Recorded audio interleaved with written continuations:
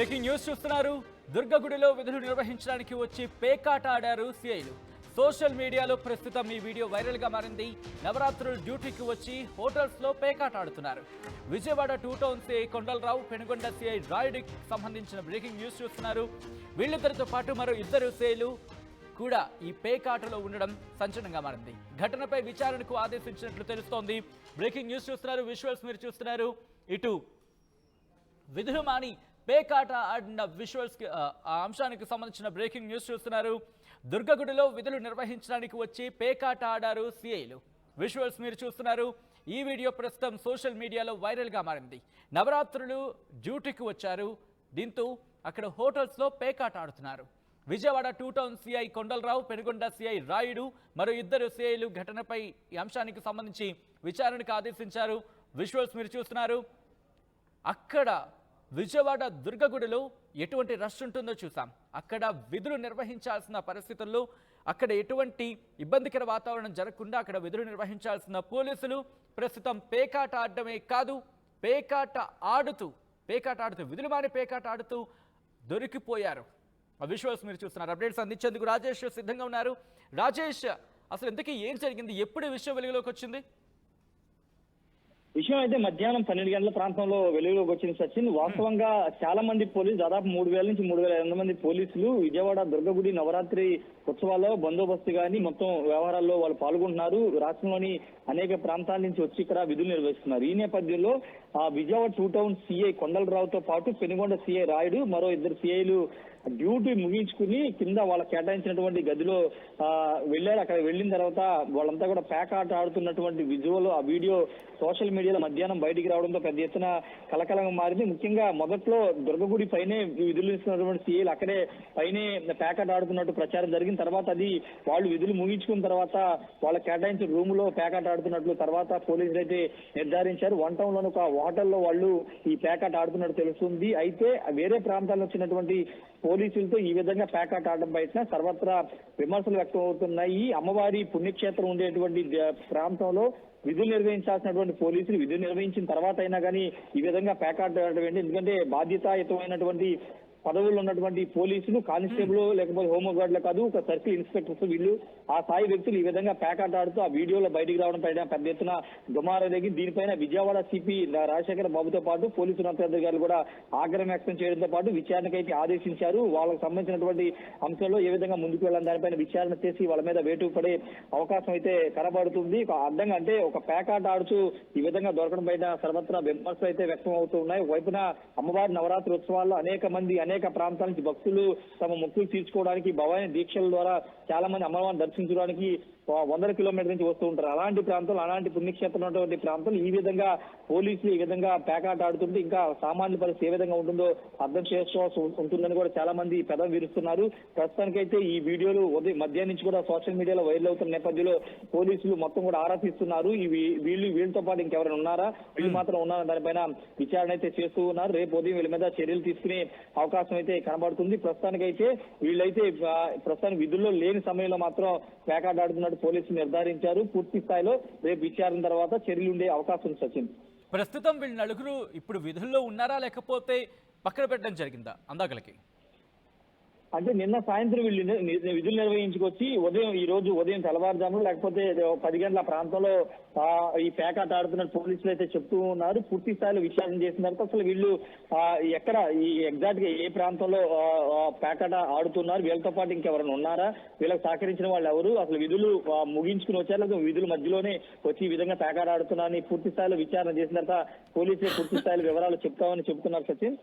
చూడాలి మరి దీనికి సంబంధించిన రేపు విచారణ చేస్తారు కదా, విచారణ చేసిన పూర్తి స్థాయిలో వాస్తవాలు వెలుగులోకి వచ్చే అవకాశం సచిన్.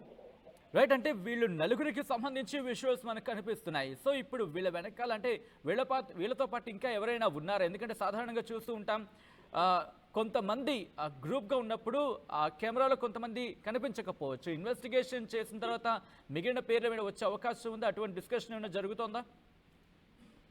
ఖచ్చితంగా ప్రస్తుతానికి 2 town CI Vijayawada 2 town CI కొండలరావుతో పాటు ఇతర పెనుగొండ సంబంధించినటువంటి ఇంకో సిఐతో పాటు మరో 2 సిఐలు ఉన్నారని చెప్తున్నారు. వాళ్ళు ఎవరు, వాళ్ళు స్థానిక విజయవాడ సర్కిల్లోని పోలీసులా లేకపోతే ఇతర ప్రాంతాల నుంచి డ్యూటీ కోసం వచ్చినటువంటి సిఐల దానిపై ఇంకా పూర్తి స్థాయిలో పోలీసులు అయితే వివరాలు బయటికి వెల్లడించట్లేదు. ఆ వీడియో తీసిన వ్యక్తులు కూడా వాళ్ళు కూడా పేకాట ఆడుతున్న వాళ్ళు కూడా సిఐలు అని చెప్తున్నారు. ఈ వీడియో బయటకు వచ్చిన తర్వాత ఆ పోలీసులు దిద్దుబాటు చర్యలు చేపట్టినప్పటికీ వైరల్ అయిపోవడంతో పూర్తి స్థాయిలో భక్తుల నుంచి సామాన్య నుంచి తీవ్ర ఆగ్రహం అయితే వ్యక్తం చేస్తుంది. గతంలో కూడా పోలీసులు తీరుపైన తీవ్ర దుమారం అయితే రేగిన నేపథ్యంలో ఇప్పుడు 9 రోజుల పాటు నవరాత్రులు జరుగుతున్న సందర్భంలో విధులకు వచ్చిన పోలీసులు ఈ విధంగా చేయడం పట్లయితే విమర్శలు వస్తున్నాయి. మరి పోలీసులు దీనిపైన ఏ విధమైన క్లారిటీ ఇస్తారో తెలిసే అవకాశం ఉంది.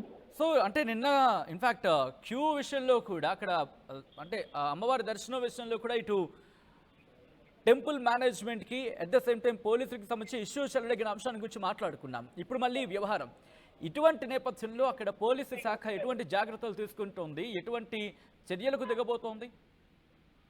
ఖచ్చితంగా నిన్న ఆదివారం కావడంతో విఐపీల తాకిడి ఎక్కువగా ఉండడంతో సామాన్య భక్తులు క్యూ లైన్ ఉన్న సామాన్య భక్తులు తీవ్ర ఆగ్రహం వ్యక్తం చేశారు. ముఖ్యంగా 500 రూపాయలు 100 రూపాయలు అంటూ ప్రత్యేక లైన్లు ఏర్పాటు చేసి ఆ లైన్ లో వెళ్లే వాళ్ళని అసలు ఆ లైన్ లోనే పంపించుకోకుండా పూర్తి స్థాయిలో విఐపీలు జపం చేస్తున్నారు. నిన్న సామాన్య భక్తులు తీవ్ర స్థాయిలో ఆగ్రహం వ్యక్తం చేయడం, అదేవిధంగా పోలీసుల తీరుపైన కూడా కొంతమంది విఐపీలకి వీళ్ళు రెడ్ కార్పెట్ పరిచే విధంగా పోలీసులు వ్యవహరిస్తున్నారు. సామాన్యులకి అమ్మవారి దర్శనం కల్పించకుండా విఐపీల వైపు అందరూ వెళ్తున్నారంటూ తీవ్ర ఆగ్రహం వ్యక్తం చేసిన నేపథ్యంలో నిన్న పోలీసు ఉన్నతాధికారులు అదేవిధంగా జిల్లా కలెక్టర్ తో పాటు ఈఓ రామారావు వీళ్ళంతా కూడా దేవాదాయ శాఖ అధికారులందరూ కూడా దిద్దుబాటు చర్యలు తీసుకున్నారు. ఈ రోజు విఐపీల తాకిడి తగ్గించారు, సామాన్యులకు ఫిర్యాదు ఇచ్చారు. అయితే పోలీసుల తీరుపైన కొన్ని ప్రాంతాల్లో భక్తుల పట్ల వ్యవహరిస్తున్న తీరు కానీ లేకపోతే విఐపీల సేవలు సరించడం పట్ల కూడా సామాన్యులు ఆగ్రహం వ్యక్తం చేస్తున్నారు. తాజాగా ఈ రోజు ఈ ఘటన వెలుగులోకి రావడంతో ఇంకా మరింతగా సామాన్యులు కానీ భక్తులు కానీ ఆగ్రహం అయితే వ్యక్తం చేస్తారు. పోలీసుల తీరుపైన ఎందుకు ఉన్నతాధికారులు చర్యలు తీసుకోవట్లేదు,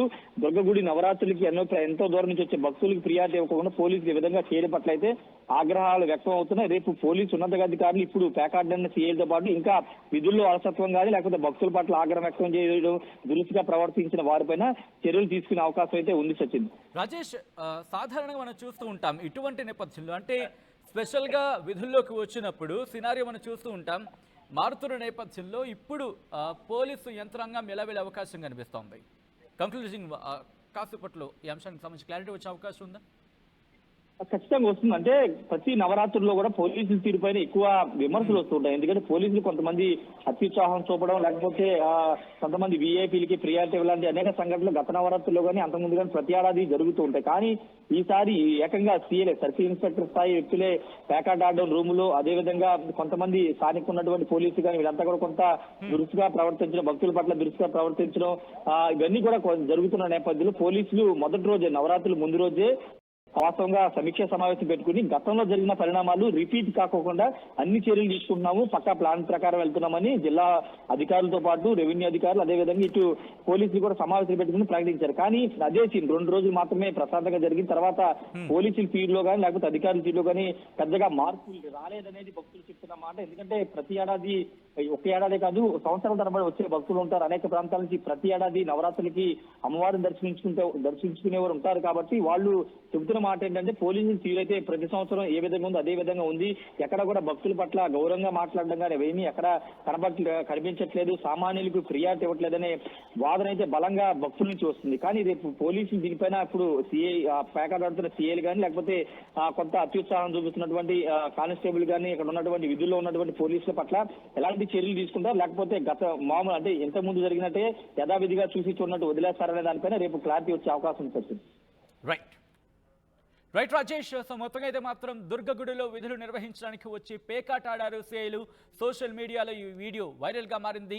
దీంతో ఇప్పుడు పోలీసు యంత్రాంగం ఈ అధికారులకు సంబంధించి చర్యలకు ఉపక్రమించింది. ముందుగా ఇన్వెస్టిగేషన్ చేయబోతుంది, విచారణ చేయబోతుంది. ఆ తర్వాత లోతైన విచారణ తర్వాత విషయాలు వెలుగులోకి వచ్చిన తర్వాత చర్యలకు దిగే అవకాశం ఉంది. నవరాత్రుల